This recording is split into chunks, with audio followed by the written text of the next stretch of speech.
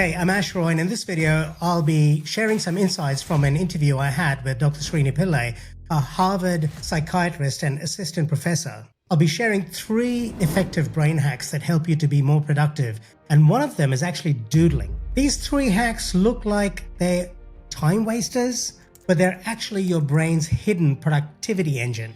You ready? Let's do this. In my last episode in this series with Dr. Srini Pillay, I mentioned that almost half of our lives is spent daydreaming. But here's the kicker. That's not a flaw. It's actually a feature in the human brain. Most of us think that daydreaming is destructive, but not all daydreaming is the same. Some types of daydreaming can sharpen your creativity, improve your memory, and even help you achieve your goals faster.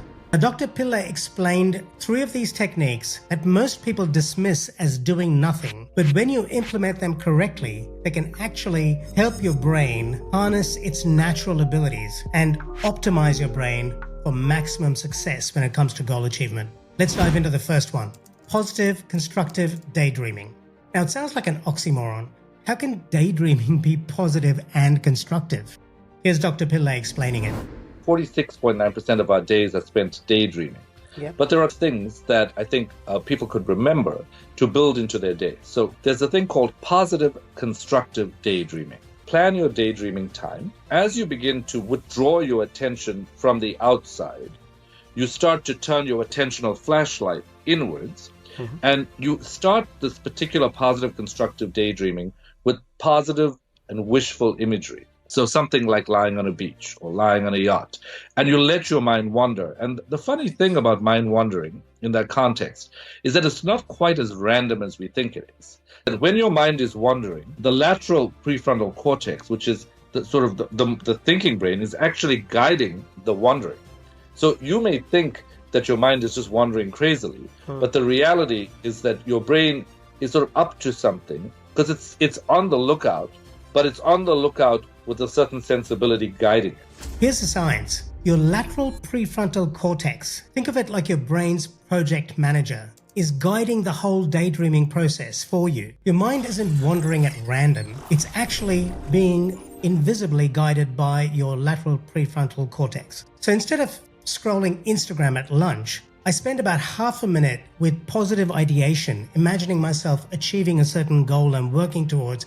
I let my lateral prefrontal cortex do all the work for me while I'm just enjoying my walk. So there's 3 steps to this. First, schedule it. Literally block out time to daydream on your calendar. Second, pair it with something simple. Pair it with walking or gardening. And thirdly, start with a positive image, positive ideation. Imagine a beach or a yacht. Imagine yourself hitting your biggest goal.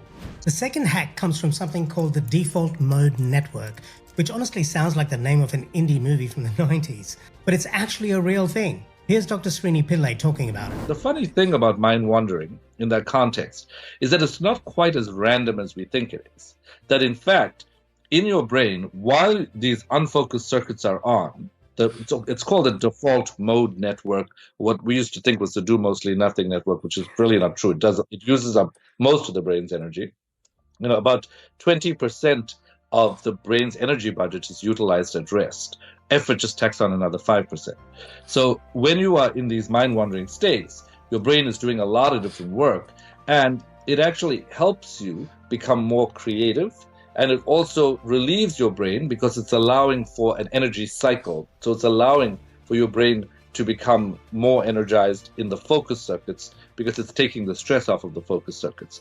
This blew my mind. Your resting brain actually burns more energy than your focused brain, which means when you're doing nothing, your brain is stitching ideas together, processing your day, recharging your focused circuits, and preparing your brain for insights. And that's why your best ideas hit you when you're in the shower or walking the dog. So the next time you feel guilty about zoning out, remember, you're not being lazy, you're running your brain's hidden performance optimization circuits. Okay, section 3. This is my favorite, the doodling memory hack. It's my favorite because it's so counterintuitive. Here's Dr. Pillay explaining why doodling really works. At schools, people are always shouting at kids for doodling, pay attention.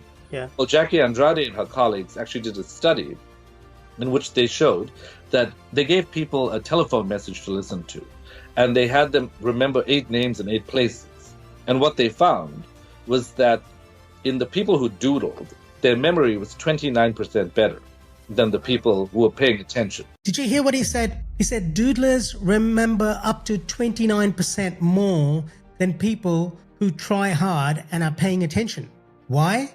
Here's the sponge analogy Dr. Pillay uses. In the doodling state, your brain's unconscious and this default mode network is turned on, and your brain becomes more like a relaxed sponge so it can absorb information. Whereas in that tight state, it's stiff. So imagine taking a stiff sponge and trying to absorb anything. It's very difficult. I love that analogy. A stiff sponge versus a relaxed sponge. When you try too hard, your brain stiffens up and it absorbs less. But when you doodle, you go into this state of relaxed alertness where you internalize more information and you absorb more. So the next time you're on a Zoom call or you're watching this video or any other video on our channel, consider doodling.